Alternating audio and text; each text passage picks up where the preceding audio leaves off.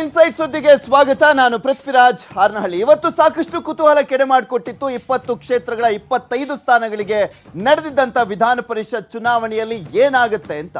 ವಿಧಾನ ಪರಿಷತ್ ಅಂತ ಬಂದಂತ ಸಂದರ್ಭದಲ್ಲಿ ಹಿರಿಯರ ಸದನ, ಬುದ್ಧಿವಂತರ ಸದನ, ಈ ರೀತಿಯಾಗಿ ಮಾತಿರುವಂಥದ್ದು. ವಿಧಾನ ಪರಿಷತ್ಗೆ ಚಿಂತಕರ ಚಾವಡಿ ಅಂತೆಲ್ಲ ಕರೆಸಿಕೊಳ್ಳುತ್ತೆ ವಿಧಾನ ಪರಿಷತ್.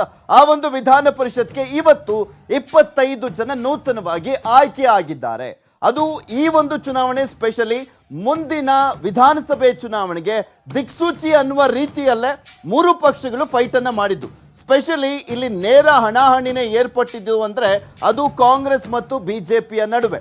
ಇದರಲ್ಲಿ ಯಾವ್ಯಾವ ಪಕ್ಷ ಯಾವ ರೀತಿಯಾಗಿ ಗೆಲ್ತು, ಎಲ್ಲೆಲ್ಲಿ ಪಾರುಪತ್ಯವನ್ನ ಸಾಧಿಸಿದ್ರು, ಎಲ್ಲಿ ಯಾವ ಅಭ್ಯರ್ಥಿ ಇಲ್ಲಿ ಪ್ರತಿಷ್ಠೆಯಾಗಿ ಪರಿಗಣಿಸಿದ್ರಲ್ಲಿ ಗೆದ್ದು ಬೀಗಿದ್ದಾರೆ, ಇದೆಲ್ಲದರ ಕಂಪ್ಲೀಟ್ ಚಿತ್ರಣವನ್ನ ಕೂಡ ನಿಮ್ಮ ಮುಂದೆ ಇಡ್ತಾ ಹೋಗ್ತೀನಿ.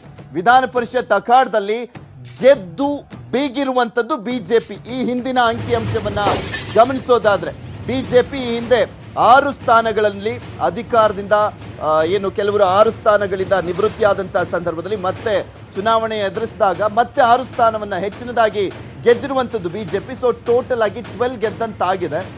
ಕಾಂಗ್ರೆಸ್ ಕೂಡ ಅಷ್ಟೇ ದೊಡ್ಡ ಮಟ್ಟದಲ್ಲಿ ಫೈಟ್ ಅನ್ನ ಕೊಟ್ಟಿರುವಂತದ್ದು.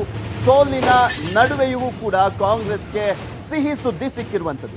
ಹಳೆ ಮೈಸೂರು ಭಾಗದಲ್ಲೂ ಕೂಡ ಅಷ್ಟೇ ಜೆಡಿಎಸ್ ಎಲ್ಲೋ ಒಂದ್ ಕಡೆ ಪಾರುಪತ್ಯ ಸಾಧಿಸಬಹುದು ಅನ್ನುವಂಥದ್ದು ಜೆಡಿಎಸ್ ಪಕ್ಷದ ಲೆಕ್ಕಾಚಾರ ಆಗಿತ್ತು. ಕಂಪ್ಲೀಟ್ ಆಗಿ ಉಲ್ಟಾ ಆಗಿದೆ. ಅಲ್ಲಿ ಅಸ್ತಿತ್ವ ಇದೆಯಾ ಜೆಡಿಎಸ್ ಅನ್ನುವಷ್ಟರ ಮಟ್ಟಿಗೆ ಜೆಡಿಎಸ್ ಅಲ್ಲಿ ಧೂಳಿಪಟವಾಗಿರುವಂಥದ್ದು. ಫ್ರೆಂಡ್ಲಿ ಫೈಟ್ ನಲ್ಲಿ ಕಾಂಗ್ರೆಸ್ ಬಿಜೆಪಿ ಕಿತ್ತಾಟ ಇನ್ನೂ ಕೂಡ ಮುಂದುವರೆದಿದೆ. ಬೆಳಗಾವಿಯಲ್ಲಿ ಬಿಜೆಪಿ ಅಧಿಕೃತ ಅಭ್ಯರ್ಥಿಗೆ ಸೋಲಾಗಿರುವಂಥದ್ದು. ಯಾಕೆಂದ್ರೆ ಈ 24 ಸ್ಥಾನಗಳ ಪೈಕಿ 1 ಸ್ಥಾನ ಬೆಳಗಾವಿಯದ್ದು. ಯಾರು ಗೆಲ್ಲಬಹುದು ಅನ್ನುವಂಥ ಸಾಕಷ್ಟು ಕುತೂಹಲದ ಮಧ್ಯೆ ಅಲ್ಲಿ ಬಿಜೆಪಿ ಹೀನಾಯವಾಗಿ ಸೋಲನ್ನ ಕಾಣಬೇಕಾಗಿದೆ. ಹಾಸನದಲ್ಲಿ ಗೆದ್ದು ಮಾನವನ್ನ ಉಳಿಸಿಕೊಂಡಿದೆ ಜೆಡಿಎಸ್. ಅಸ್ತಿತ್ವವನ್ನ ಉಳಿಸಿಕೊಂಡಿರುವಂಥದ್ದು ಹಾಸನಲ್ಲಿ. ಮರ್ಯಾದೆಯನ್ನ ಉಳಿಸಿದ್ದು ಜೆಡಿಎಸ್ಗೆ. ಹಾಸನದ ಅದೇ ದೇವೇಗೌಡರ ಕುಟುಂಬದ ಕುಡಿನೇ ಅಲ್ಲಿ ಮರ್ಯಾದೆಯನ್ನ ಉಳಿಸಿದ್ದಂಥದ್ದು. ಅದು 1 ಸ್ಥಾನದಲ್ಲಿ ಗೆಲ್ಲುವ ಮುಖಾಂತರ ಅಲ್ಲಿ ಭರ್ಜರಿಯಾಗಿ ಗೆದ್ರು. ಆದ್ರೆ ಮಂಡ್ಯದಲ್ಲಿ ಗೆಲ್ಲುವಂತ ನಿರೀಕ್ಷೆ ಹುಸಿಯಾಯಿತು. ಮೈಸೂರಲ್ಲಿ ಗೆಲ್ಲುವಂತ ನಿರೀಕ್ಷೆ ಹುಸಿಯಾಯಿತು. ತುಮಕೂರು, ಮತ್ತೊಂದ್ ಕಡೆ ಕೋಲಾರ, ಚಿಕ್ಕಬಳ್ಳಾಪುರ ಕ್ಷೇತ್ರ, ಬೆಂಗಳೂರು ಗ್ರಾಮಾಂತರ, ಇವೆಲ್ಲ ಕಡೆನೂ ಕೂಡ ಜೆಡಿಎಸ್ ಹೀನಾಯವಾಗಿ ಸೋಲುವಂತ ಪರಿಸ್ಥಿತಿ ಇವತ್ತು ನಿರ್ಮಾಣವಾಗೋಗಿದೆ. ಕಾಂಗ್ರೆಸ್ ಅಂದ್ರೆ ಯಾವ ಪಕ್ಷ ಅಧಿಕಾರದಲ್ಲಿರುತ್ತೆ ಆ ಪಕ್ಷ ಈ ಒಂದು ಸ್ಥಳೀಯ ಸಂಸ್ಥೆಗಳಲ್ಲಿ ಗೆದ್ದು ಬೀಗ್ತಾ ಇರುತ್ತೆ. ಆದ್ರೆ ಈ ಬಾರಿ ಅದೆಲ್ಲವನ್ನು ಕೂಡ ಉಲ್ಟಾ ಮಾಡಿದೆ ಕಾಂಗ್ರೆಸ್ ಪಕ್ಷ.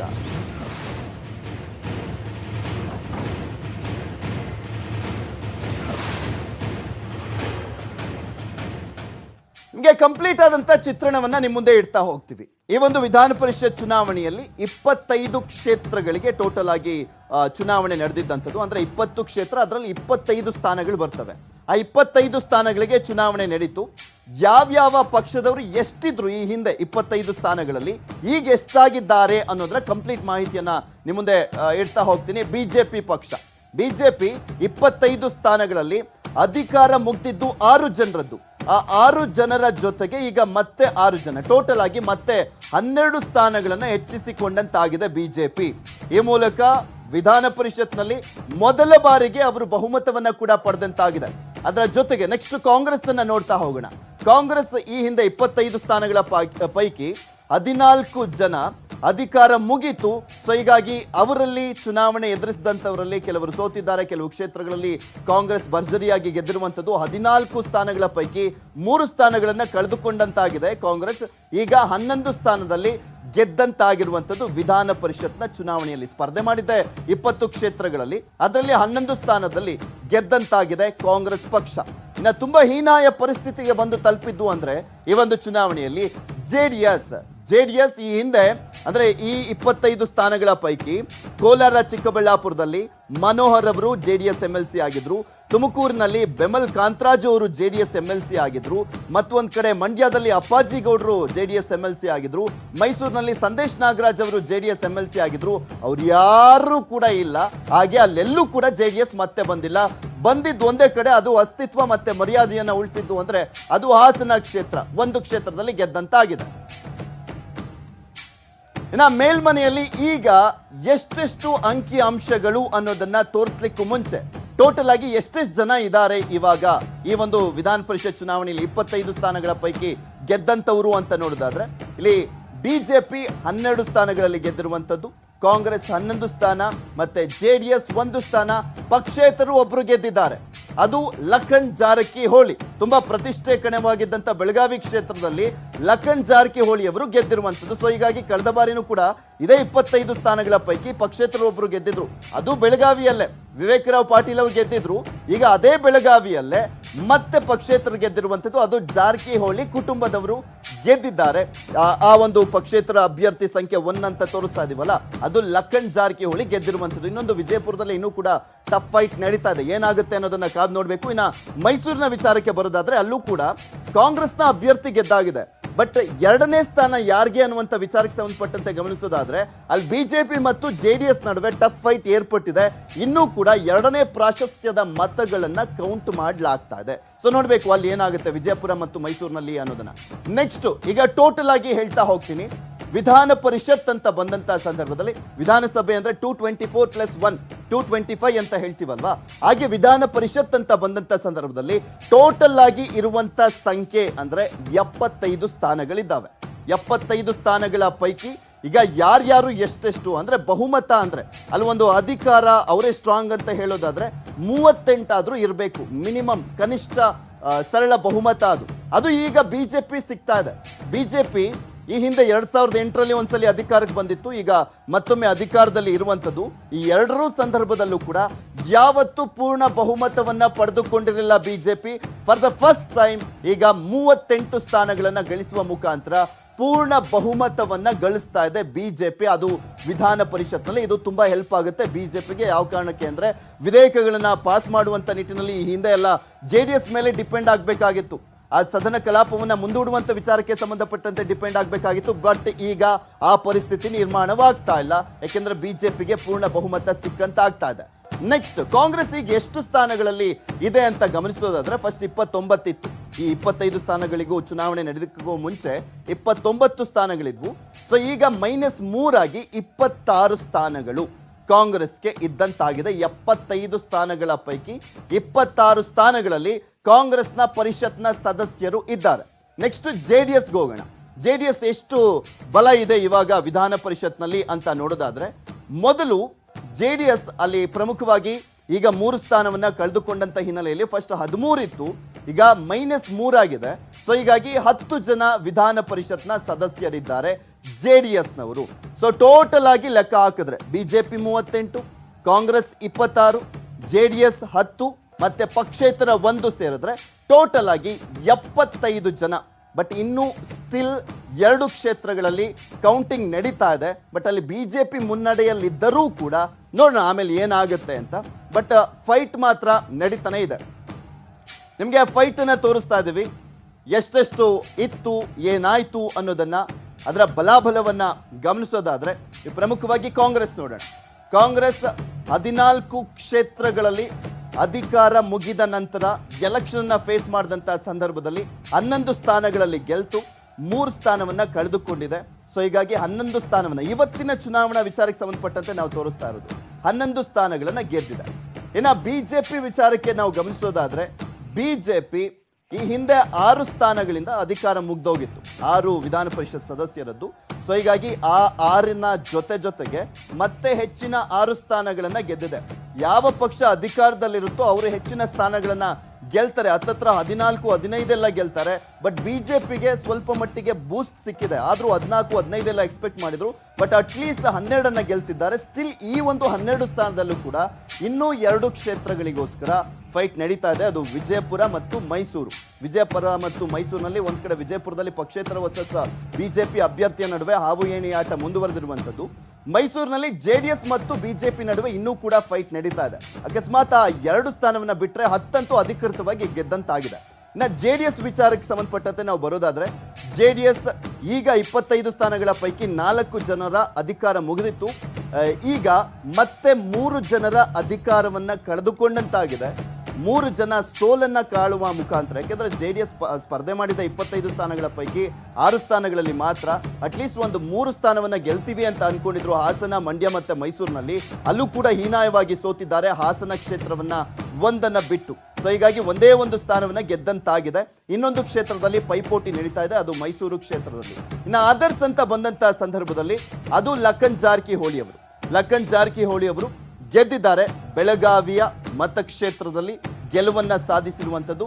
ಕಳೆದ ಬಾರಿನೂ ಕೂಡ 25 ಸ್ಥಾನಗಳ ಪೈಕಿ ನಡೆದಂತ ಚುನಾವಣೆಯಲ್ಲಿ ಒಂದೇ ಒಂದು ಸ್ಥಾನ ಗೆದ್ದಿದ್ದು ಪಕ್ಷೇತರ, ಅದು ಬೆಳಗಾವಿಯಲ್ಲೇ. ಈ ಬಾರಿನೂ ಕೂಡ ಅಷ್ಟೇ ಪಕ್ಷೇತರ ಅಭ್ಯರ್ಥಿ ಆಯ್ಕೆ ಆಗಿರುವಂಥದ್ದು ಬೆಳಗಾವಿ ಕ್ಷೇತ್ರದಲ್ಲೇ, ಅದು ಲಖನ್ ಜಾರಕಿಹೊಳಿ ಕುಟುಂಬದವರೇ ಗೆದ್ದಿರುವಂಥದ್ದು. ಸೊ ಗಮನಿಸ್ತಾ ಇದ್ರಲ್ಲ ಯಾವ್ಯಾವ ರೀತಿಯಾಗಿ 25 ಸ್ಥಾನಗಳ ಪೈಕಿ ಇದೆಲ್ಲವೂ ಕೂಡ ನಡೀತು ಅಂತ. ನೆಕ್ಸ್ಟ್ ಅಂಕಿಅಂಶಗಳನ್ನ ಹೇಳ್ತಾ ಹೋಗ್ತೀನಿ. ಯಾವ ಪಕ್ಷ ಯಾವ ಕಾರಣಕ್ಕೋಸ್ಕರ ಗೆಲ್ತು, ಯಾವ ಪಕ್ಷ ಇಲ್ಲಿ ಹಿನ್ನಡೆಯನ್ನ ಯಾವ ಕಾರಣಕ್ಕೋಸ್ಕರ ಅನುಭವಿಸ್ತು, JDS ಯಾಕೆ ಹೀನಾಯವಾಗಿ ಸೋಲನ್ನ ಕಾಣ್ತು, ಇದೆಲ್ಲದ್ರ ಬಗ್ಗೆನೂ ಕೂಡ ವಿಶ್ಲೇಷಣೆಯನ್ನ ಮಾಡ್ತಾ ಹೋಗ್ತೀನಿ. ಆದ್ರೆ ಅದಕ್ಕೆ ಮುಂಚೆ ಒಂದು ಸ್ಮಾಲ್ ಬ್ರೇಕ್.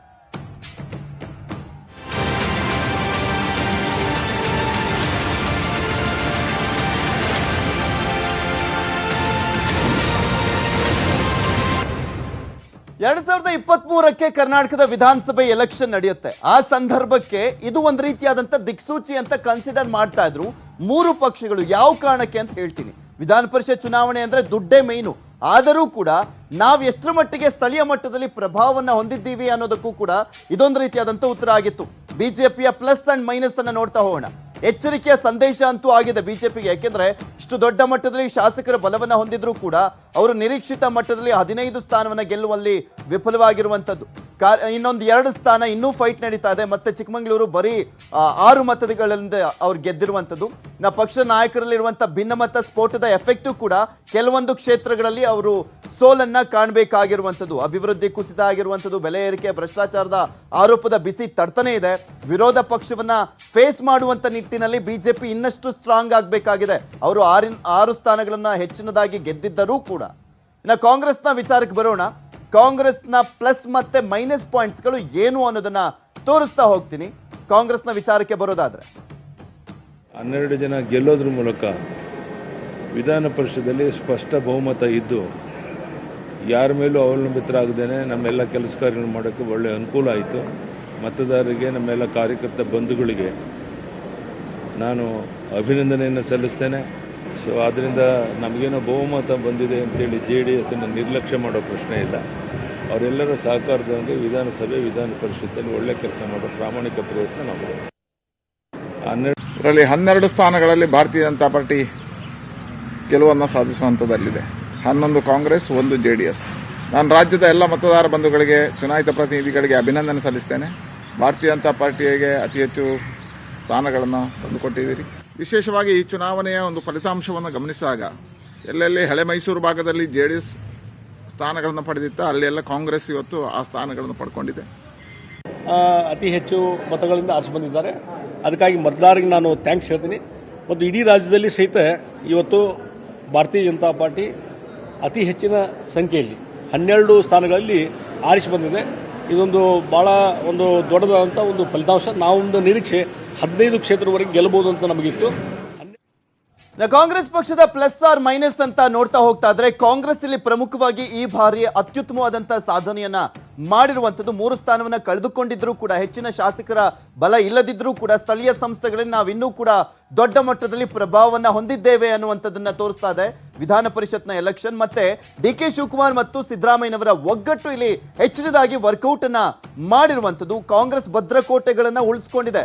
ಮತ್ತೆ ಇನ್ನು ಕೆಲವೊಂದು ಕಡೆ JDS ನ ಭದ್ರಕೋಟೆಯನ್ನ ಅಲ್ಲಿ ಕಾಂಗ್ರೆಸ್ ಗೆದ್ದಿರುವಂತದ್ದು ಮೈನ್ ಆಗಿ ನೆಕ್ಸ್ಟ್ ಎಲೆಕ್ಷನ್ಗೆ ದೊಡ್ಡ ಮಟ್ಟದಲ್ಲಿ ಪ್ಲಸ್ ಪಾಯಿಂಟ್ ಆಗ್ತಾ ಇದೆ ಕಾಂಗ್ರೆಸ್ಗೆ. 12 ಗೆಲ್ಲಬಹುದು ಅಂತೇಳಿ, ಮ್ಯಾಕ್ಸಿಮಮ್ 12 ಗೆಲ್ಲಬಹುದು ಅಂತೇಳಿ ನಿರೀಕ್ಷೆ ಇಟ್ಕೊಂಡಿದ್ದು. 11 ಗೆದ್ದಿದ್ದೀವಿ. ಈಗ ಒಳ್ಳೆ ಫೈಟ್ ಕೊಟ್ಟಿದ್ದೀವಿ. ನಾನು ಈ ಸಂದರ್ಭದಲ್ಲಿ ಎಲ್ಲ ಮತದಾರರಿಗೆ, ಚುನಾಯಿತ ಪ್ರತಿನಿಧಿಗಳಿಗೆ, ಎಲ್ಲ ಸದಸ್ಯರಿಗೆ ನಾನು ಧನ್ಯವಾದಗಳನ್ನು ಪಕ್ಷದ ವತಿಯಿಂದ ಹೇಳಲಿಕ್ಕೆ ಬಯಸ್ತೇನೆ. ಸೋತ ಅಭ್ಯರ್ಥಿಗಳು ಕೂಡ ಯಾರು ಕೂಡ ನಿರಾಶರಾಗಬೇಕಾದಂಥ ಅಗತ್ಯ ಇಲ್ಲ ಅಂತೇಳಿ ನಾನು, ಚುನಾಯಿತ ಪ್ರತಿನಿಧಿಗಳು ಕೊಟ್ಟಿರ್ತಕ್ಕಂಥ ತೀರ್ಪು ಅದು ನಮ್ಮ ಪರವಾಗಿದೆ ಅಂತೇಳಿ ನನಗನ್ಸುತ್ತೆ. ಇಡೀ ರಾಜ್ಯದಲ್ಲಿ ಕಾಂಗ್ರೆಸ್ ಪರವಾದಂಥ ಅಲೆ ಇದೆ. ಈಗಾಗಲೇ ಕಾಂಗ್ರೆಸ್ ಬಿಜೆಪಿಯನ್ನ ನೋಡಿದ್ರೆ ಇಲ್ಲಿ ದೊಡ್ಡ ಮಟ್ಟದಲ್ಲಿ ನಿರಾಸೆಯನ್ನ ಅನುಭವಿಸಿದ್ದು ಅಂದ್ರೆ ಜೆಡಿಎಸ್ ಇನ್ನೂ ಕೂಡ ಮರುಚಿಂತನೆಯನ್ನ ಮಾಡಬೇಕಾಗಿದೆ. ಯಾವ ರೀತಿಯಾಗಿ ಪಕ್ಷವನ್ನ ಬಲಪಡಿಸಬೇಕು ಅಂತ ಸ್ಪರ್ಧೆ ಮಾಡಿದ್ದ 25 ಸ್ಥಾನಗಳ ಪೈಕಿ ಬರೀ 6 ಕಡೆ, ಅದರಲ್ಲಿ ಗೆದ್ದಿದ್ದು ಬರೀ ಹಾಸನ ಬಿಟ್ರೆ ಇನ್ನು 5 ಕಡೆನೂ ಕೂಡ ಹೀನಾಯವಾಗಿ ಸೋಲನ್ನ ಕಂಡಿರುವಂತ ಹಿನ್ನೆಲೆಯಲ್ಲಿ ನೆಕ್ಸ್ಟ್ ಸಂಘಟನೆ ಯಾವ ರೀತಿಯಾಗಿ ಮಾಡಬೇಕು, ಯಾವ ರೀತಿಯಾಗಿ ನೆಕ್ಸ್ಟ್ ವಿಧಾನಸಭೆ ಎಲೆಕ್ಷನ್ ನ ಫೇಸ್ ಮಾಡಬೇಕಾಗಿದೆ. ಯಾಕೆಂದ್ರೆ ಇಲ್ಲಿ ಕಂಪ್ಲೀಟ್ ಆಗಿ ಜೆಡಿಎಸ್ ಒಳಪೆಟ್ಟನ್ನ ತಿಂದಿದೆ. ಯಾಕೆಂದ್ರೆ 7 ಶಾಸಕರಿದ್ದಾರೆ ಮಂಡ್ಯದಲ್ಲಿ, ಅದರಲ್ಲಿ ಜೆಡಿಎಸ್ ಗೆಲ್ಲಿಕ್ಕೆ ಆಗ್ಲಿಲ್ಲ. ಕಾಂಗ್ರೆಸ್ನ ಶಾಸಕರು ಒಬ್ರು ಇಲ್ಲ. ಹಂಗಿದ್ರು ಕೂಡ ಕಾಂಗ್ರೆಸ್ ಗೆಲ್ತು ಅಂದ್ರೆ ಅಲ್ಲಿ ಜೆಡಿಎಸ್ನ ಶಾಸಕರು ಯಾವ ಮಟ್ಟಿಗೆ ಒಳಪೆಟ್ಟನ್ನ ಕೊಟ್ಟಿದ್ದಾರೆ ಜೆಡಿಎಸ್ಗೆ ಅನ್ನುವಂಥದ್ದಕ್ಕೆ ಅದೊಂದು ಸ್ಪಷ್ಟ ನಿದರ್ಶನ. ನೋಡ್ಬೇಕು ಜೆಡಿಎಸ್ ಇನ್ ನೆಕ್ಸ್ಟ್ ಯಾವ ರೀತಿಯಾಗಿ ಪ್ಲಾನ್ ಅನ್ನ ಮಾಡುತ್ತೆ ಅಂತ. ಉದಾಹರಣೆಗೆ ನಾನು ಮಂಡ್ಯದ ಚುನಾವಣೆಯ ಇವತ್ತಿನ ಫಲಿತಾಂಶವನ್ನು ವಿಶ್ಲೇಷಣೆ ಮಾಡೋದಾದರೆ, ಯಾವ ಲೋಕಸಭಾ ಚುನಾವಣೆಯಲ್ಲಿ ಬಿಜೆಪಿ, ಕಾಂಗ್ರೆಸ್ಸು ಮತ್ತು ರೈತ ಸಂಘಗಳು ಸೇರಿ ಲೋಕಸಭೆಯ ನಮ್ಮ ಅಭ್ಯರ್ಥಿಯನ್ನು ಸೋಲಿಸ್ತಕ್ಕಂಥ ಕುತಂತ್ರದ ರಾಜಕಾರಣ ನಡೀತು, ಅದು ಪುನಃ ಇಲ್ಲಿ ಪುನರಾವರ್ತನೆ ಆಗಿರ್ತಕ್ಕಂಥದ್ದನ್ನು ನೀವು ಗಮನಿಸಬಹುದು. ಇವತ್ತು ಎಲ್ಲರ ಬಂಡವಾಳನೂ ಗೊತ್ತಾಗಿದೆ. ಇವತ್ತು ಯಾವ ಪಕ್ಷ ಯಾವ ರೀತಿ ಇವತ್ತು ಅಸ್ತಿತ್ವ ಉಳಿಸ್ಕೊಂಡಿದೆ. ಇವತ್ತು ಜೆಡಿಎಸ್ ಭದ್ರಕೋಟೆಗೆ ಉಳ್ಕೊಂಡಿದೆ ಹಾಸನ ಜಿಲ್ಲೆಯಲ್ಲಿ. ಇನ್ನು ಮುಂದಿನ ದಿನಗಳಲ್ಲಿ ಇದೇ ಭದ್ರಕೋಟೆನ ಇನ್ನು ಅಕ್ಕಪಕ್ಕ ಜಿಲ್ಲೆಗಳಲ್ಲಿ ನಾವು ವಿಸ್ತಾರ ಮಾಡ್ತೀವಿ ಅಂತ ಹೇಳಕ್ ಬಯಸ್ತೀವಿ. ಇಷ್ಟು ದಿನ ಒಳನರಸೀಪುರ ಕ್ಷೇತ್ರ ನಮ್ಮ ಕುಟುಂಬ ಆಗಿತ್ತು. ಈಗ ಈ ಚುನಾವಣೆ ನಂತರ ಹಾಸನ ಜಿಲ್ಲೆ ಇಡೀ ಜಿಲ್ಲೆನೇ ನಮ್ಮ ಕುಟುಂಬ ಅಂತ ಹೇಳಕ್ ಬಯಸ್ತೀನಿ. ಎಲ್ಲ ನಮ್ಮ ಜಿಲ್ಲೆ ಎಲ್ಲ ಏನು ಜನ ಇದ್ದಾರೆ ಎಲ್ಲರ ಇವತ್ತು ಜನಾಭಿಪ್ರಾಯದಿಂದ ಜನ ಆಶೀರ್ವಾದದಿಂದ ಇವತ್ತು ಜೆಡಿಎಸ್ ವಿಚಾರಕ್ಕೆ ಬರೋಣ ಈಗ. ಯಾಕೆಂದ್ರೆ ಜೆಡಿಎಸ್ ಅಂದ್ರೆ ಈಗ ರಾಜ್ಯದಲ್ಲಿ ಹಳೆ ಮೈಸೂರು ಭಾಗಕ್ಕೆ ಮಾತ್ರ ಸೀಮಿತ ಅನ್ನುವಷ್ಟರ ಮಟ್ಟಿಗೆ ತನ್ನ ಅಸ್ತಿತ್ವವನ್ನ ಹುಡುಕ್ಬೇಕಾಗಿದೆ ಜೆಡಿಎಸ್. ಅಂಥದ್ರಲ್ಲೂ ಕೂಡ ತನ್ನ ಭದ್ರಕೋಟೆಯಲ್ಲೂ ಕೂಡ ಗೆಲ್ಲಿಕ್ಕೆ ಆಗ್ಲಿಲ್ಲ. ಅಸ್ತಿತ್ವಕ್ಕಾಗಿ ಹೋರಾಟವನ್ನ ಮಾಡುವಂತ ಪರಿಸ್ಥಿತಿ. ಹಳೆ ಮೈಸೂರು ಭಾಗದಲ್ಲಿ ಅಟ್ಲೀಸ್ಟ್ ಮೈಸೂರು ಮತ್ತೆ ಮಂಡ್ಯದಲ್ಲಿ ಗೆಲ್ತೀವಿ ಅಂತ ಅಂದ್ಕೊಂಡಿದ್ರು, ಅಲ್ಲೂ ಕೂಡ ಆಗ್ಲಿಲ್ಲ. ತುಮಕೂರಿನಲ್ಲೂ ಕೂಡ ಆಗ್ಲಿಲ್ಲ. ಬಿಗ್ ಲಾಸ್ ಆಗಿರುವಂತದ್ದು ಜೆಡಿಎಸ್ಗೆ. ಯಾಕೆಂದ್ರೆ ಗೆದ್ದಿದ್ದು ಒಂದೇ ಒಂದು ಸ್ಥಾನ, ಅದು ಅವರ ಕುಟುಂಬದ ಕುಡಿನೇ ಗೆದ್ದಿದ್ದು. ಇನ್ಯಾರು ಗೆಲ್ಲಿಲ್ಲ, ಯಾವ ಕ್ಷೇತ್ರದಲ್ಲೂ ಗೆಲ್ಲಿಲ್ಲ. ಹಾಗೆ ಸಾಕಷ್ಟು ಜನ ಜೆಡಿಎಸ್ನ ಶಾಸಕರು ಕಾಂಗ್ರೆಸ್ಗೆ ಸಪೋರ್ಟ್ ಮಾಡಿದ್ದಾರೆ. ಕಾಂಗ್ರೆಸ್ ಅಭ್ಯರ್ಥಿಗಳನ್ನ ಗೆದ್ದಿರುವಂತ ರೀತಿಯನ್ನ ಗಮನಿಸಿದ್ರೆ ಕಾಂಗ್ರೆಸ್ ಅಭ್ಯರ್ಥಿಗಳಿಗೆ ಇಲ್ಲಿ ಹೆಚ್ಚಿನದಾಗಿ ಸಪೋರ್ಟ್ ಅನ್ನ ಮಾಡಿರುವಂತದ್ದು ಏನ್ ಕಾರಣ ಅಂತನೂ ಕೂಡ ಗಮನಿಸ್ತಾ ಹೋಗ್ತಾ ಇದ್ರೆ ನೆಕ್ಸ್ಟ್ ಎಲ್ಲೋ ಒಂದ್ ಕಡೆ ಜಂಪ್ ಆಗುವಂತ ಸಾಧ್ಯತೆ ಇದೆ ಅಂತ ಹೇಳಲಾಗ್ತಾ ಇದೆ. ಜೆಡಿಎಸ್ ನ ತುಂಬಾ ಜನ ಶಾಸಕರು ಕಾಂಗ್ರೆಸ್ಗೆ ಹೋಗುವಂತ ಸಾಧ್ಯತೆ ಇದೆ ಅಂತ ಹೇಳೋದಕ್ಕೆ ಇದು ಮತ್ತಷ್ಟು ಪುಷ್ಟಿಯನ್ನ ನೀಡ್ತಾ ಇದೆ. ಮತ್ತು ಒಂದ್ ಕಡೆ ಸ್ಥಳೀಯ ಮಟ್ಟದಲ್ಲೂ ಕೂಡ ಶಾಸಕರು ವರ್ಕ್ ಮಾಡಿಲ್ಲ, ಒಗ್ಗಟ್ಟನ್ನ ಪ್ರದರ್ಶನ ಮಾಡಿಲ್ಲ. ಯಾಕೆಂದ್ರೆ ಕುಮಾರಸ್ವಾಮಿ ಅವರು ಮಾತನಾಡ್ತಾರೆ, ಹೋಗವ್ರು ಹೋಗ್ಲಿ ಅಂತ ಅವ್ರು ಮಾತನಾಡ್ತಿದ್ದು ಎಷ್ಟೋ ಜನ ಶಾಸಕರಿಗೆ ಹರ್ಟ್ ಮಾಡಿದೆ. ಸೊ ಹೀಗಾಗಿನೇ ಶಾಸಕರು ನೆಕ್ಸ್ಟ್ ತಮ್ಮ ರಾಜಕೀಯ ಭವಿಷ್ಯಕ್ಕಾಗಿ ಮುಂದಿನ ದಾರಿಯನ್ನ ಹುಡುಕೊಳ್ತಾ ಇದ್ದಾರೆ. ಅದಕ್ಕೆ ಈ ಒಂದು ಚುನಾವಣೆ ಉತ್ತರ ಆಗಿದೆ ಅಂತ ಕೂಡ ಹೇಳಲಾಗ್ತಾ ಇದೆ. ಯಾಕೆಂದ್ರೆ ನಾವು ಗಮನಿಸಿದ್ವಿ, ಗುಬ್ಬಿ ಶ್ರೀನಿವಾಸ್ ಅವರು, ಕೋಲಾರದ ಶಾಸಕರಾಗಿರುವಂತ ಶ್ರೀನಿವಾಸ್ ಗೌಡ ಆಗಿರ್ಬೋದು, ಮತ್ತು ಒಂದ್ ಕಡೆ GTD ಆಗಿರ್ಬೋದು, ಈ ರೀತಿಯಾಗಿ ಬಹಿರಂಗವಾಗಿ ಜೆಡಿಎಸ್ ನಾಯಕರ ವಿರುದ್ಧ ಹರಿಹಾಯ್ತಾನೆ ಇದ್ದಾರೆ. ಅವರು ಡೈರೆಕ್ಟ್ ಆಗಿ ಕಾಂಗ್ರೆಸ್ಗೆ ಸಪೋರ್ಟ್ ಮಾಡಿರುವಂತದ್ದು. ಇನ್ನ ಸಾಕಷ್ಟು ಜನ ಶಾಸಕರು ಒಳಪೆಟ್ಟನ್ನ ಕೊಟ್ಟಿದ್ದಾರೆ.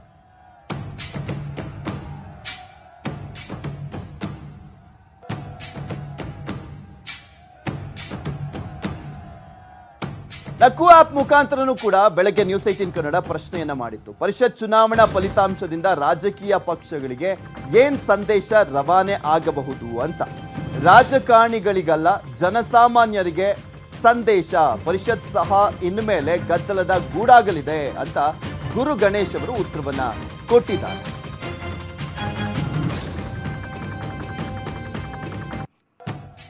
ಇನ್ನು ಪ್ರಮುಖವಾಗಿ ಈ ಒಂದು ವಿಧಾನ ಪರಿಷತ್ ಚುನಾವಣೆಯಲ್ಲಿ ದೊಡ್ಡ ಮಟ್ಟದಲ್ಲಿ ಚರ್ಚೆಯನ್ನ ಹುಟ್ಟಾಕಿದ್ದು ಅಂದ್ರೆ ಬೆಳಗಾವಿಯ ಚುನಾವಣೆ. ಸಾಕಷ್ಟು ಕುತೂಹಲ ಕೆಡೆ ಮಾಡಿಕೊಟ್ಟಿತ್ತು. ಎಲ್ಲ 3 ಪಕ್ಷಗಳು ಕಾದ್ ನೋಡ್ತಾ ಇದ್ರು ಏನಾಗುತ್ತೆ ಆ ಒಂದು ಚುನಾವಣೆಯಲ್ಲಿ, ಯಾರಿಗೆ ಹೊಡ್ತಾ ಕೊಡ್ತಾರೆ ಲಖನ್ ಜಾರಕಿಹೊಳಿ ಅಂತ. ಆ ರಿಸಲ್ಟ್ ಬಂದಾಗಿದೆ. ಅದ್ರ ಬಗ್ಗೆನೂ ಕೂಡ ನಿಮಗೆ ಕಂಪ್ಲೀಟ್ ಆದಂತ ಮಾಹಿತಿಯನ್ನು ನಿಮ್ಮ ಮುಂದೆ ಇಡ್ತಾ ಹೋಗ್ತೀನಿ. ಆದ್ರೆ ಅದಕ್ಕೂ ಮುಂಚೆ ಒಂದು ಸ್ಮಾಲ್ ಬ್ರೇಕ್.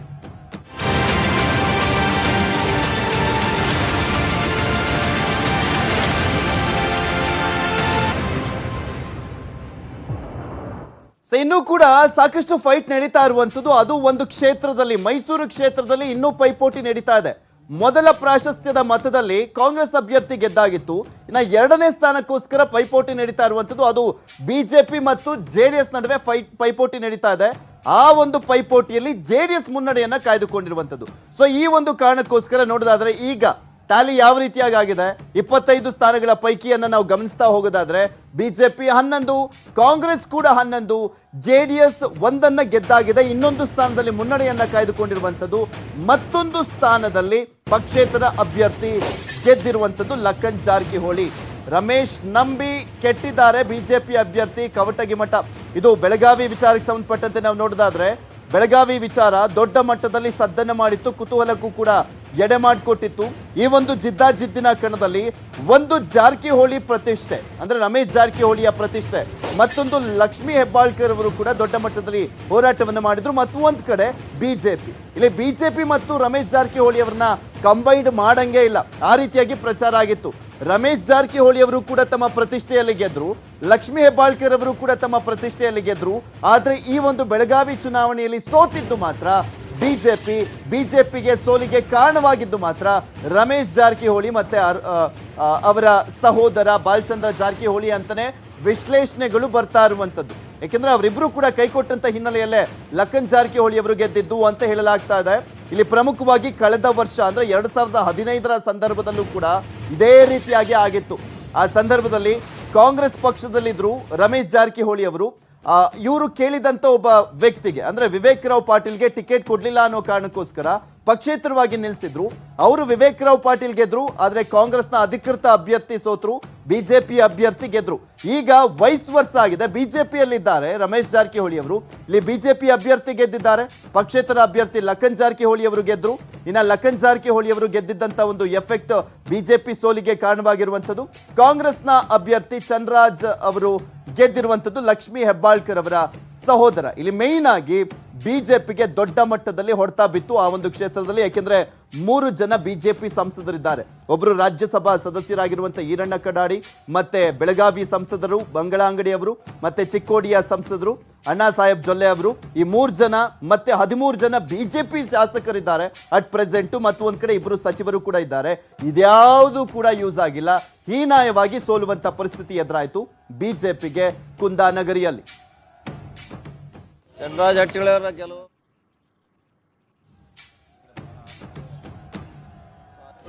ಹಟ್ಟಿಯವರ ಗೆಲುವು ನಿರೀಕ್ಷಿತವಾಗಿ ಗೆಲ್ತು ಅಂತ ನಮ್ಮ ಕಡೆ ಭಾಳ ಆತ್ಮವಿಶ್ವಾಸ ಇತ್ತು. ಸೊ ಆ ರೀತಿ ನಮಗೆ ಜನ ಆಶೀರ್ವಾದ ಮಾಡಿದ್ದಾರೆ ಮತದಾರರು. ಸೊ ನಿರೀಕ್ಷೆಗಿಂತಲೂ ನಾವು ಹೆಚ್ಚಿಗೆ ಮತವನ್ನು ಪಡೆದು ಗೆಲುವು ಸಾಧಿಸಿದೆ. ಇದು ಬೆಳಗಾವಿ ಜಿಲ್ಲೆಯಲ್ಲಿ ಈ ಚುನಾವಣೆ ಮೂಲಕ ನಮಗೊಂದು ದೊಡ್ಡ ಶಕ್ತಿ ಬಂದಿದೆ. ಕಳೆದ ಬಾರಿ ಪಕ್ಷೇತರ ಅಭ್ಯರ್ಥಿ ಗೆಲುವು ಸಾಧಿಸಿದ್ರು, ಈ ಸರಿನೂ ಆ ರೀತಿ ಪೈಪೋಟಿ ಆಗ್ಬೋದಂತ ನಿರೀಕ್ಷೆ ಇತ್ತು. ಅದಕ್ಕಾಗಿ ನಾವು ಮುಂಜಾಗ್ರತೆ ಕ್ರಮ ತೆಗೆದು ಭಾಳ ಜಾಗೃತಿಯಿಂದ ಕೆಲಸ ಮಾಡಿದ್ರೆ ನಾವು ಗೆಲುವು ಸಾಧಿಸಿದ್ವಿ. ಒಗ್ಗಟ್ಟಿನಲ್ಲಿ ಬಲ ಇದೆ ಅನ್ನೋದಕ್ಕೆ ಈ ಒಂದು ಚುನಾವಣೆ ಉತ್ತಮವಾದಂಥ ಉದಾಹರಣೆ. ಕಾಂಗ್ರೆಸ್ ಪಕ್ಷದವ್ರಿಗೆ ಎಲ್ಲಿ ಕಾಂಗ್ರೆಸ್ ಪಕ್ಷದವರು ಒಗ್ಗಟ್ಟನ್ನು ಪ್ರದರ್ಶನ ಮಾಡ್ತಾರೆ, ಇಂಥದ್ದೊಂದು ಫಲಿತಾಂಶ ಹೊರಗೆ ಬೀಳುತ್ತೆ. ಅತ್ಯುತ್ತಮ ಉದಾಹರಣೆ. ಯಾಕಂತಂದರೆ ಮೊದಲನೇ ಪ್ರಾಶಸ್ತ್ಯದಲ್ಲಿ ಗೆಲ್ಲುವಷ್ಟು ಓಟ್ಗಳು ನಮ್ಮದಿತ್ತು. ನಮ್ಮ ಓಟ್ಗಳನ್ನ ಬರೀ ಗಟ್ಟಿಯಾಗಿ ಹಿಡ್ಕೊಂಡ್ರೆ ಸಾಕಾಗಿತ್ತು. ಸೊ ಪ್ರತಿಯೊಬ್ಬ ಮುಖಂಡರು, ಪ್ರತಿಯೊಬ್ಬ ಕಾರ್ಯಕರ್ತರು ತಾವೇ ಪಕ್ಷದ ಅಭ್ಯರ್ಥಿ ಅನ್ನೋ ರೀತಿ ಕೆಲಸ ಮಾಡಿದ್ದಕ್ಕೆ ಈ ಫಲಿತಾಂಶ ಬಂತು. ಅದಕ್ಕೋಸ್ಕರ ನಾವು ಮೊದಲಿನಿಂದನೂ ಹೇಳ್ತಾ ಇದ್ವಿ, ಮೊದಲನೇ ಪ್ರಾಶಸ್ತ್ಯದ ಓಟ್ನಲ್ಲೇ ನಾವು ಗೆಲ್ತೀವಿ. ಖಂಡಿತವಾಗ್ಲೂ ಸೋಲಿಸ್ಬೇಕು ಅಂತ ಹೇಳಿ ಅವ್ರು ನಿಂತಿದ್ರು. ನಾವು ಗೆಲ್ಬೇಕು ಅಂತ ನಾವು ನಿಂತಿದ್ವಿ. ನಾವು ಯಾರನ್ನ ಸೋಲ್ಸೋಕೆ ನಿಂತಿರ್ಲಿಲ್ಲ. ನಮ್ಮ ಗುರಿ ನಾವು ಬೆಳಗಾವಿಯಲ್ಲಿ ಬಿಜೆಪಿಯ ಅಧಿಕೃತ ಅಭ್ಯರ್ಥಿ ಸೋತ್ರು. ಈ ಹಿನ್ನೆಲೆಯಲ್ಲಿ ರಮೇಶ್ ಜಾರಕಿಹೊಳಿ ವಿರುದ್ಧ ಕ್ರಮಕ್ಕೆ ಮುಂದಾಗಿದೆ ಬಿಜೆಪಿ ಅಂತ ಹೇಳಲಾಗ್ತಾ ಇರುವಂತದ್ದು. ಮಹಂತೇಶ್ ಕವಟಗಿ ಮಠ ಅವರಿಂದ ದೂರನ್ನ ನೀಡಲಿಕ್ಕೆ ಅವರು ರೆಡಿಯಾಗಿದ್ದಾರೆ. ಈಗ ನನ್ನ ಸೋಲಿಗೆ ಇವರೇ ಕಾರಣ ಅಂತ ರಮೇಶ್ ಮತ್ತೆ ಬಾಲಚಂದ್ರ ಜಾರಕಿಹೊಳಿಗೆ ಶೀಘ್ರವೇ ನೋಟಿಸ್ ನೀಡುವಂತ ಸಾಧ್ಯತೆ ಕೂಡ ಇದೆ ಅಂತ ಹೇಳಲಾಗ್ತಾ ಇರುವಂತದ್ದು. ಸೊ ಹೀಗಾಗಿ ಬಿಜೆಪಿ ಶಿಸ್ತು ಸಮಿತಿಯಿಂದ ನೋಟಿಸ್ ಜಾರಿಗೆ ಸಿದ್ಧತೆ ಮಾಡಿಕೊಳ್ಳಲಾಗಿದೆಯಂತೆ. ನೋಟಿಸ್ ಅನ್ನ ಜಾರಿಗೊಳಿಸಿ ಕ್ರಮಕ್ಕೆ ಮುಂದಾಗಿದೆ ಬಿಜೆಪಿ ಅಂತ ಹೇಳಲಾಗ್ತಾ ಇರುವಂತದ್ದು. ಆದ್ರೆ ಇದೆಲ್ಲದಕ್ಕೂ ಕೂಡ ಒಂದ್ ರೀತಿಯಾದಂತ ಜಾಣ ನಡೆಯನ್ನ ಅನುಸರಿಸ್ತಾರೆ ಜಾರಕಿಹೊಳಿ ಬ್ರದರ್ಸ್. ಯಾಕೆಂದ್ರೆ ಬಿಜೆಪಿಯ ಘಟಾನುಘಟಿ ನಾಯಕರು ಅಂತ ಉಮೇಶ್ ಕತ್ತಿ, ಲಕ್ಷ್ಮಣ್ ಸವದಿ ಎಲ್ಲ ಸುಮ್ಮನೆ ಕರೆಸ್ಕೊಳ್ತಾರಷ್ಟೇ, ಏನು ಪ್ರೂವ್ ಮಾಡ್ಲಿಕ್ಕೆ ಆಗ್ಲಿಲ್ಲ ಅವರು. ಅಲ್ಲಿ ಜಾರಕಿಹೊಳಿ ಫ್ಯಾಮಿಲಿನೇ ಅಲ್ಟಿಮೇಟ್ ಬೆಳಗಾವಿಯಲ್ಲಿ ಅನ್ನುವಂಥದ್ದು ಮತ್ತೊಮ್ಮೆ ಪ್ರೂವ್ ಆದಂತಾಗಿದೆ ಈ ಒಂದು ಚುನಾವಣೆಯ ಮುಖಾಂತರ. ಯಾಕೆಂದ್ರೆ ಜೊಲ್ಲೆ ಅವರಿದ್ದಾರೆ, ಶಶಿಕಲಾ ಜೊಲ್ಲೆ ಅವರು, ಉಮೇಶ್ ಕತ್ತಿ ಅವರು, ಇವರಿದ್ರು ಇಲ್ಲದಂತಾಗಿದೆ ಆ ಕ್ಷೇತ್ರದಲ್ಲಿ. ಯಾಕೆಂದ್ರೆ ಇವ್ರೇನ್ ಸ್ಟ್ರಾಟಜಿ ಮಾಡಿದ್ರು ವರ್ಕೌಟ್ ಆಗಿಲ್ಲ. ಜಾರಕಿಹೊಳಿ ಫ್ಯಾಮಿಲಿಯ ಒಂದು ವರ್ಕೌಟ್ ಮುಂದೆ ಉಮೇಶ್ ಕತ್ತಿನೂ ಅಷ್ಟೇ, ಶಶಿಕಲಾ ಜೊಲ್ಲೆನೂ ಕೂಡ ಅಷ್ಟೇ. ಅವರು ಬಿಜೆಪಿ ಅಭ್ಯರ್ಥಿ ಮಾತ್ರ ಗೆಲ್ಲಿಸ್ಲಿಕ್ಕೆ ಆಗಲಿಲ್ಲ. ಯಾಕೆಂದ್ರೆ ರಮೇಶ್ ಜಾರಕಿಹೊಳಿ ಅವರು ಸಚಿವರಲ್ಲ. ಅಲ್ಲಿ ಒಂದ್ ಕಡೆ ಮುಖ್ಯಮಂತ್ರಿಗಳೇ ಹೋಗಿ ಅವ್ರನ್ನೆಲ್ಲರನ್ನೂ ಕೂಡ ಒಂದು ಮಾಡುವಂತ ಕೆಲಸವನ್ನ ಮಾಡುವ ಪ್ರಯತ್ನ ಮಾಡಿದ್ರು. ಆದರೂ ಕೂಡ ವರ್ಕೌಟ್ ಆಗಿಲ್ಲ. ಬಾಲಚಂದ್ರ ಜಾರಕಿಹೊಳಿ ಅವರು, ರಮೇಶ್ ಜಾರಕಿಹೊಳಿ ಅವರು ತಮ್ಮನನ್ನ ಗೆಲ್ಲಿಸಿಕೊಂಡು ಬರುವಂತ ನಿಟ್ಟಿನಲ್ಲಿ ಸಕ್ಸಸ್ ಆಗಿದ್ದಾರೆ, ಗೆಲ್ಲಿಸ್ಕೊಂಡು ಬಂದಿದ್ದಾರೆ. ಪಕ್ಷೇತರವಾಗಿ ನಿಂತ್ಕೊಂಡು ಜಾರಕಿಹೊಳಿ ಫ್ಯಾಮಿಲಿಯ ಅಸ್ತಿತ್ವ ಏನು ಅಂತಲೂ ಕೂಡ ತೋರಿಸಿರುವಂಥದ್ದು. ಯಾಕೆಂದ್ರೆ ಬೆಳಗಾವಿ ಕ್ಷೇತ್ರ ಅಂತ ಬಂದಂತ ಸಂದರ್ಭದಲ್ಲಿ ದೊಡ್ಡ ಮಟ್ಟದಲ್ಲಿ ಬಿಜೆಪಿ ಶಾಸಕರ ಸಂಖ್ಯೆ ಇದೆ. ನಾನು ಹೇಳ್ತಾ ಇದ್ನಲ್ಲ, 13 ಜನ ಬಿಜೆಪಿ ಶಾಸಕರಿದ್ದಾರೆ, 3 ಜನ ಬಿಜೆಪಿ ಸಂಸದರಿದ್ದಾರೆ. ಬಟ್ ಯಾವುದು ವರ್ಕೌಟ್ ಆಗಿಲ್ಲ. ಆರೋಪ ಮಾಡೋದಲ್ಲ, 13 ಜನ ಬಿಜೆಪಿ ಶಾಸಕರಿದ್ದಾರೆ, 2 ಜನ MP ಇದ್ದಾರೆ, ಒಬ್ಬ ರಾಜ್ಯಸಭಾ ಸದಸ್ಯ ಇದ್ದಾರೆ, 2 ಮಂತ್ರಿಗಳು ಅದರಲ್ಲಿ. ಮತ್ತು ಇವರೆಲ್ಲ ಇಷ್ಟು ಮಾಡಿದ ಮತ್ತೆ ಇನ್ನೊಬ್ಬರ ಮೇಲೆ ಹಾಕೋದು ಸರಿ ಆಗೋಲ್ಲ ಅಂತ ನಾನು ಅನಿಸಿಕೆ. ಅದೆಲ್ಲ ಈಗ ಈ ಬೆಂಗಳೂರು ಬಂದು ಏನು ಹೇಳ್ತಾರಲ್ಲ, ರಮೇಶ್ ಜಾರಕಿಹೊಳಿ ಅದು ಒಬ್ರು ಸೋಲಿಸೋಬ್ರಿಗೆ ಯಾರು ಹೇಳ್ತಾರಲ್ಲ, ಅವ್ರ ಜೊತೆ ಮ್ಯಾಚ್ ಫಿಕ್ಸಿಂಗ್ ಮಾಡ್ಕೊಂಡು ಅವ್ರ ಸೋಲಿ ಅವರೇ ಕಾರಣ. ಯಾರು ಬೆಂಗಳೂರು ಎಲ್ಲವನ್ನು ಕೂಡ ಈ ಸೋಲನ್ನ ಸಹೋದರರು ಒಬ್ಬರೇ ಸೋಲಿಸಿದಾರೋ ಅನ್ನೋ ಒಂದು ಕಟ್ ಆಗ್ತದೆ.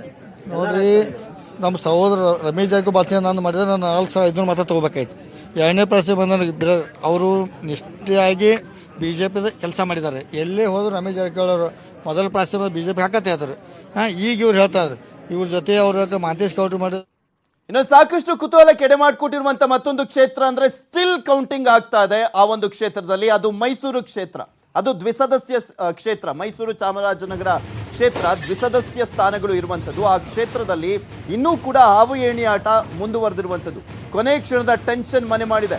2ನೇ ಪ್ರಾಶಸ್ತ್ಯದಲ್ಲಿ ಜೆಡಿಎಸ್ಗೆ 1195 ಮತಗಳ ಮುನ್ನಡೆಯಂತೆ ಕುತೂಹಲ ಘಟ್ಟದಲ್ಲಿ ಚುನಾವಣಾ ಫಲಿತಾಂಶ ಅಲ್ಲಿ ಇರುವಂಥದ್ದು. ಯಾಕೆಂದ್ರೆ ಕಾಂಗ್ರೆಸ್ ಈಗ ಆಲ್ರೆಡಿ ಗೆದ್ದಾಗಿದೆ ಆ ಕ್ಷೇತ್ರದಲ್ಲಿ. ಇಲ್ಲಿ ಫೈಟ್ ನಡೀತಾ ಇರುವಂಥದ್ದು ಬಿಜೆಪಿ ಮತ್ತು ಜೆಡಿಎಸ್ ನ ನಡುವೆ ಫೈಟ್ ನಡೀತಾ ಇದೆ. ಸೊ ಯಾರು ಗೆಲ್ತಾರೆ, ರಘು ಕೌಟಿಲ್ಯನ ಅಥವಾ ಮಂಜೇಗೌಡನ ಅನ್ನುವಂಥ ಪ್ರಶ್ನೆಗೆ ಇನ್ನೇನು ಕೆಲವೇ ಕ್ಷಣಗಳಲ್ಲಿ ಉತ್ತರ ಸಿಗಲಿದೆ. ಕಂಪ್ಲೀಟ್ ಆಗಿ ವಿಧಾನ ಪರಿಷತ್ ಚುನಾವಣೆಯ ಫಲಿತಾಂಶವನ್ನ ಗಮನಿಸ್ತಾ ಇದ್ದೀರಾ. ಇನ್ನು 1-2 ಕ್ಷೇತ್ರದ ರಿಸಲ್ಟ್ ಬರಬೇಕಾಗಿರುವಂಥದ್ದು. ಈ ಕಂಪ್ಲೀಟ್ ಆದಂಥ ಫಲಿತಾಂಶದ ವಿಚಾರಕ್ಕೆ ಸಂಬಂಧಪಟ್ಟಂತ ವಿಶ್ಲೇಷಣೆಯನ್ನ ನೀಡ್ತಾರೆ ನಮ್ಮ ಪೊಲಿಟಿಕಲ್ ಬ್ಯೂರೋ ಮುಖ್ಯಸ್ಥರಾಗಿರುವಂಥ ಚಿದಾನಂದ್ ಪಟೇಲ್. ನೇರ ಸಂಪರ್ಕದಲ್ಲಿ ಜಾಯ್ನ್ ಆಗ್ತಾ ಇದ್ದಾರೆ. ಚಿದಾನಂದ್ ಪಟೇಲ್, ಬೆಳಗಾವಿಯಲ್ಲಿದ್ದೀರಾ, ಅಧಿವೇಶನ ನಡೀತಾ ಇದೆ. ಆದರೆ ಅಲ್ಲೆಲ್ಲ ಶಾಸಕರುಗಳಿಗೂ ಸರ್ಕಾರದವರಾಗಿರ್ಬೋದು, ಅಂದ್ರೆ ಆಡಳಿತ ಪಕ್ಷ ಆಗಿರ್ಬೋದು, ವಿರೋಧ ಪಕ್ಷದವರಾಗಿರ್ಬೋದು, ಕಂಪ್ಲೀಟ್ ಆಗಿ ವಿಧಾನ ಪರಿಷತ್ ಚುನಾವಣೆಯ ರಿಸಲ್ಟ್ ಮೇಲೆನೆ ಕಣ್ಣಿದ್ದಂತಿರುವಂಥದ್ದು ಸ್ಪಷ್ಟವಾಗಿ ಗೊತ್ತಿದೆ. ಯಾವ ರೀತಿಯಾಗಿ ವಿಶ್ಲೇಷಣೆ ಮಾಡ್ಬೋದು? ಯಾಕೆಂದ್ರೆ ಒಂದು ಪಕ್ಷ ಗೆದ್ದು ಸೋತಿರುವಂಥದ್ದು, ಮತ್ತೊಂದು ಪಕ್ಷ ಸೋತು ಗೆದ್ದಿರುವಂಥದ್ದು ಬಿಜೆಪಿ, ಮತ್ತೊಂದು ಕಡೆ ಕಾಂಗ್ರೆಸ್ ಕೂಡ ಅಷ್ಟೇ. ವಿರೋಧ ಪಕ್ಷದಲ್ಲಿ ಇದ್ರೂ ಕೂಡ ಸಾಕಷ್ಟು ಗೆಲುವನ್ನ ಪಡೆಯುವ ಮುಖಾಂತರ ಒಂದು ದೊಡ್ಡ ಹುಮ್ಮಸ್ಸನ್ನ ಪಡ್ಕೊಂಡಿದ್ದಾರೆ 2023ರ ಚುನಾವಣೆಗೆ.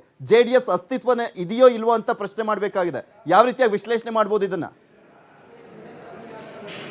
ಪೃಥ್ವಿರಾಜ್ ಹಾರನಹಳ್ಳಿ, ಇದೀಗ ಬಂದ ಮಾಹಿತಿ ಪ್ರಕಾರ ಮೈಸೂರಿನ ಮತಗಟ್ಟೆ ಕೇಂದ್ರದಲ್ಲೇ ಬಿಜೆಪಿ ಅಭ್ಯರ್ಥಿ ರಘು ಕೌಟಿಲ್ಯ ಹೊರ ನಡೆದಿರುವಂಥದ್ದು. ಆ ಮುಖಾಂತರ ಬಹುತೇಕವಾಗಿ ಜೆಡಿಎಸ್ನ ಅಭ್ಯರ್ಥಿ ಮಂಜೇಗೌಡರು ಗೆಲುವು ಖಚಿತ ಅಂತ ಹೇಳಲಾಗ್ತದೆ.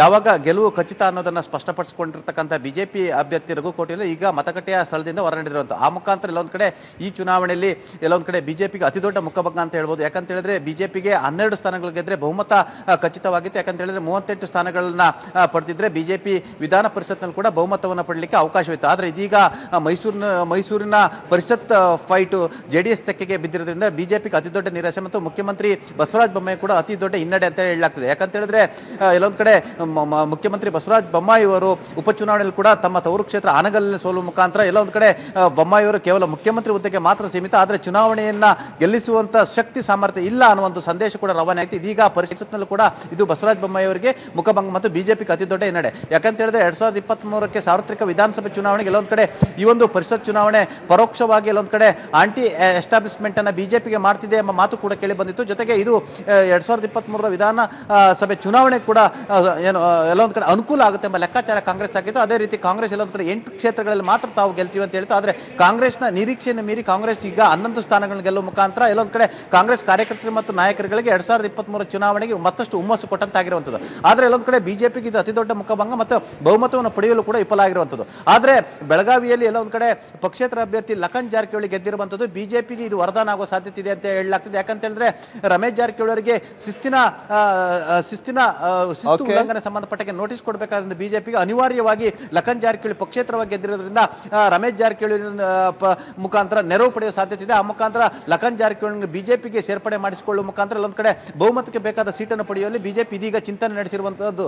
ಆದ್ರೆ ಇಲ್ಲಿ ಪ್ರಮುಖವಾಗಿ ಜೆಡಿಎಸ್ ಹಳೆ ಮೈಸೂರು ಭಾಗದಲ್ಲಿ ವಿಫಲ ಆಗಿರುವಂತದ್ದು. ಜೆಡಿಎಸ್ ನ ಹೃದಯ ಭಾಗ ಅಂತ ಕರೆದುಕೊಳ್ತಕ್ಕಂಥ ಮಂಡ್ಯದಲ್ಲಿ 6 ಶಾಸಕರುಗಳು ಕೂಡ ಇದ್ದು ಕೂಡ ಸೋತಿರುವಂತದ್ದು. ಜೆಡಿಎಸ್ಗೆ ಇದು ಇಲ್ಲೊಂದ್ ಕಡೆ ರಾಜಕೀಯವಾಗಿ ಮತ್ತು ಸಂಘಟನಾತ್ಮಕವಾಗಿ ಮರ್ಮಾಘಾತ ಅಂತ ಹೇಳಲಾಗ್ತಿದೆ. ಅದೇ ರೀತಿ ಜೆಡಿಎಸ್ ಎಲ್ಲೊಂದ್ ಕಡೆ ತುಮಕೂರು ಮತ್ತು ಕೋಲಾರದಲ್ಲಿ ಗೆಲುವು ಸಾಧಿಸುತ್ತೆ ಎಂಬ ಲೆಕ್ಕಾಚಾರ ಹಾಕಿತ್ತು. ಅಲ್ಲೂ ಕೂಡ ಲೆಕ್ಕಾಚಾರ ಉಂಟಾಗಿರುವಂತದ್ದು. ಆದ್ರೆ ನೋಡೋಣ ಚಿದಾನ್ ಪಟೇಲ್ ಇದನ್ನ ಯಾವ ರೀತಿಯಾಗಿ ಮೆಸೇಜ್ ಆಗಿ ಪರಿಗಣಿಸ್ತಾರೆ 3 ಪಕ್ಷದವರು ಅಂತ. ಥ್ಯಾಂಕ್ ಯು ಸೋ ಮಚ್ ನಿಮ್ಮೆಲ್ಲ ಡೀಟೇಲ್ಸ್ಗಾಗಿ. ಈ ಒಂದು ವಿಧಾನ ಪರಿಷತ್ ಚುನಾವಣೆಯಲ್ಲಿ ಮತ್ತೊಂದು ಇಂಟ್ರೆಸ್ಟಿಂಗ್ ವಿಚಾರ ಇದೆ. ಏನಾ ಇಂಟ್ರೆಸ್ಟಿಂಗ್ ವಿಚಾರ ಅಂದ್ರೆ ಕುಟುಂಬ ರಾಜಕಾರಣ. 3 ಪಕ್ಷಗಳು ಹೇಳ್ತಾರಲ್ಲ, ಬರೀ ಜೆಡಿಎಸ್ ಅಂತ ಹೇಳ್ತಾರೆ. ಕುಟುಂಬ ರಾಜಕಾರಣ 3 ಪಕ್ಷದಲ್ಲೂ ಇದೆ. ಯಾರ್ಯಾರು ಕುಟುಂಬ ರಾಜಕಾರಣದ ಹಿನ್ನೆಲೆಯಲ್ಲಿ ನಿಂತು ಗೆದ್ರು ಅಂತ ತೋರಿಸ್ತಾ ಹೋಗ್ತೀವಿ. ಮೊದಲೇದಾಗಿ ಕಾಂಗ್ರೆಸ್ ಇಂದ ನೋಡ್ಕೊಂಡು ಹೋಗೋಣ. ಕಾಂಗ್ರೆಸ್ ನಲ್ಲಿ ಬೆಳಗಾವಿ ಕ್ಷೇತ್ರದಿಂದ ನಿಂತಿದ್ದಂಥವ್ರು ಅಂದ್ರೆ ಚನ್ನರಾಜ್ ಬಿ ಹಟ್ಟಿಹೊಳಿ. ಇವರು ಲಕ್ಷ್ಮೀ ಹೆಬ್ಬಾಳ್ಕರ್ ಅವರ ಸಹೋದರ. ಇವರು ಮೊದಲ ಪ್ರಾಶಸ್ತ್ಯದ ಮತದಲ್ಲೇ ಒಂದು ಬಿಗ್ ಮಾರ್ಜಿನ್ ಅಲ್ಲಿ ವಿನ್ ಆಗಿರುವಂತದ್ದು, ಗೆಲುವನ್ನ ಸಾಧಿಸಿದ್ರು ಪ್ರತಿಷ್ಠೆಯ ಕಣದಲ್ಲಿ ಬೆಳಗಾವಿ ಕ್ಷೇತ್ರದಲ್ಲಿ. ನೆಕ್ಸ್ಟ್ ತುಮಕೂರು ಕ್ಷೇತ್ರಕ್ಕೆ ಬರೋಣ.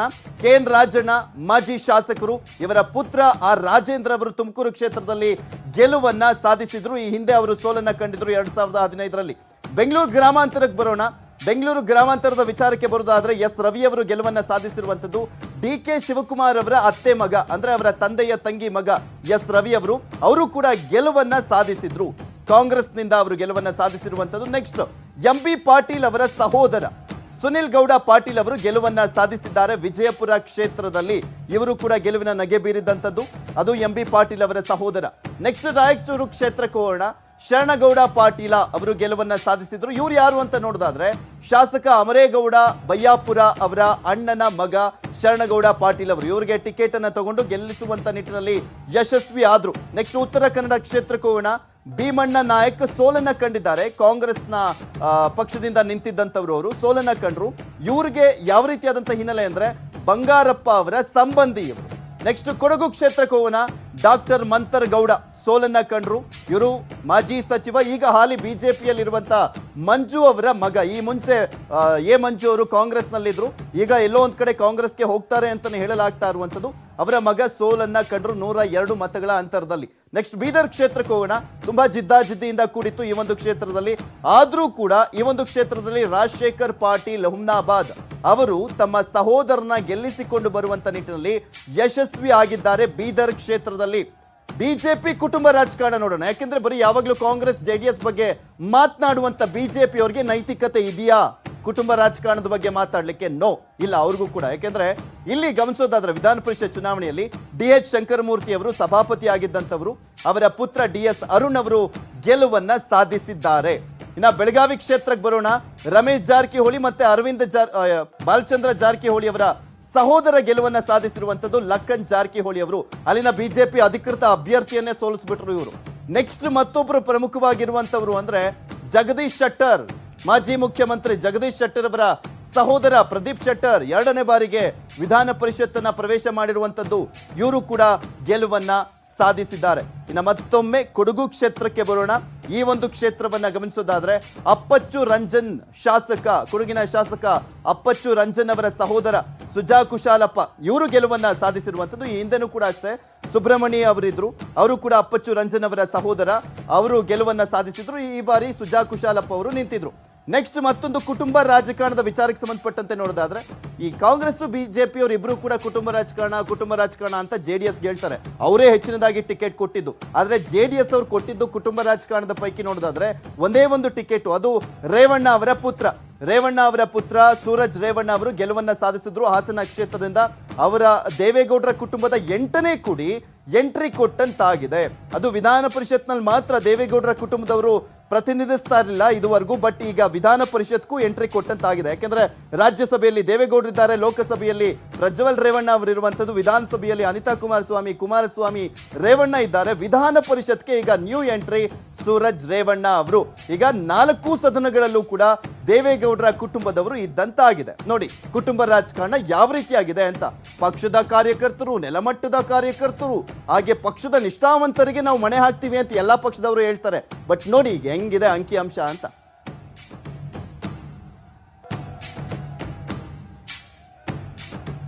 ಇನ್ನು ಈ ಒಂದು ವಿಧಾನ ಪರಿಷತ್ ಚುನಾವಣೆಯಲ್ಲಿ ತುಂಬಾ ಕಡಿಮೆ ಅಂತರದಲ್ಲಿ ಗೆಲುವನ್ನ ಸಾಧಿಸಿದ್ದು ಅಂದ್ರೆ ಚಿಕ್ಕಮಗಳೂರು ಕ್ಷೇತ್ರದಲ್ಲಿ MK ಪ್ರಾಣೇಶ್ ಅವರು ಜಸ್ಟ್ 6 ಮತಗಳ ಅಂತರದಲ್ಲಿ ಗೆಲುವನ್ನ ಸಾಧಿಸಿದ್ರು.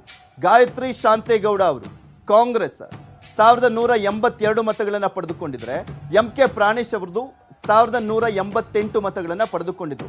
ಜಸ್ಟ್ 6 ಮತಗಳ ಅಂತರದಿಂದ ಅವರು ಗೆಲುವನ್ನ ಸಾಧಿಸಿರುವಂಥದ್ದು. ಈ ಒಂದು ಚುನಾವಣೆಯ ಫಲಿತಾಂಶ ಕೋರ್ಟ್ ಮೆಟ್ಟಿಲೇರುವಂತ ಸಾಧ್ಯತೆ ಇರುವಂಥದ್ದು. ಯಾಕೆಂದ್ರೆ ಸಿದ್ದರಾಮಯ್ಯನವರು ಸೂಚನೆಯನ್ನು ಕೊಟ್ಟಿದ್ದಾರಂತೆ ಗಾಯತ್ರಿ ಶಾಂತೇಗೌಡರಿಗೆ, ಅವರು ಕೋರ್ಟ್ನಲ್ಲಿ ಪ್ರಶ್ನೆ ಮಾಡುವಂತ ಸಾಧ್ಯತೆ ಇದೆ.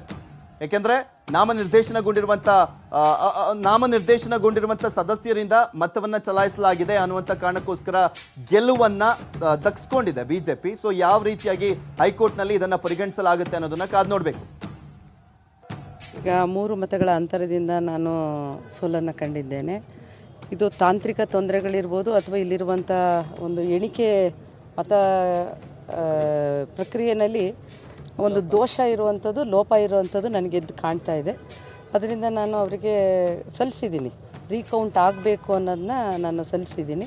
ಹಾಗೆ ಇನ್ನೊಂದು ನಾಮಿನಿ ಏನು ಮಾಡಿದ್ದಾರೆ, ಹೈಕೋರ್ಟ್ ಹೇಳಿದೆ ಆ ನಾಮಿನಿ ಏನು ಮೆಂಬರ್ನ ಮಾಡಿದ್ದಾರೆ ಅದನ್ನು ಹಾಗೆ ಪ್ರಕ್ರಿಯೆನ ತಡೆ ಹಿಡಿಬೇಕು ಅಂತ ಹೇಳಿದ್ದಾರೆ. ಅದನ್ನು ತಗೊಂಡಿದ್ದಾರೆ. ನಾವು ಕೋರ್ಟಿಗೆ ಹೋಗುವಂಥ ಒಂದು ಪ್ರಕ್ರಿಯೆಯಲ್ಲಿ ನಾವು ಮಾಡ್ತಾ ಇದ್ದೀವಿ. BJPಯ 3 ಪಕ್ಷಗಳು ಕೂಡ ವಿಧಾನ ಪರಿಷತ್ ಚುನಾವಣೆಯ ಒಂದು ಸೋಲು ಗೆಲುವನ್ನ ಮತ್ತೊಂದು ಕಡೆ ರಿಸಲ್ಟ್ ಅನ್ನ ಯಾವ ರೀತಿಯಾಗಿ ಪರಿಗಣಿಸಿ 2023ರ ಚುನಾವಣೆಗೆ ಅಣಿಯಾಗ್ತಾರೆ ಅನ್ನುವಂಥದ್ದೇ ಸಾಕಷ್ಟು ಕುತೂಹಲಕ್ಕೆ ಎಡೆ ಮಾಡಿಕೊಟ್ಟಿರುವಂಥದ್ದು. ಇದು ಇವತ್ತಿನ ಇನ್ಸೈಡ್ ಸ್ಟೋರಿ. ನೋಡ್ತಾ ಇರಿ News 18 ಕನ್ನಡ. ಜಾಲ ನಮ್ಮದು, ಬಲ ನಿಮ್ಮದು.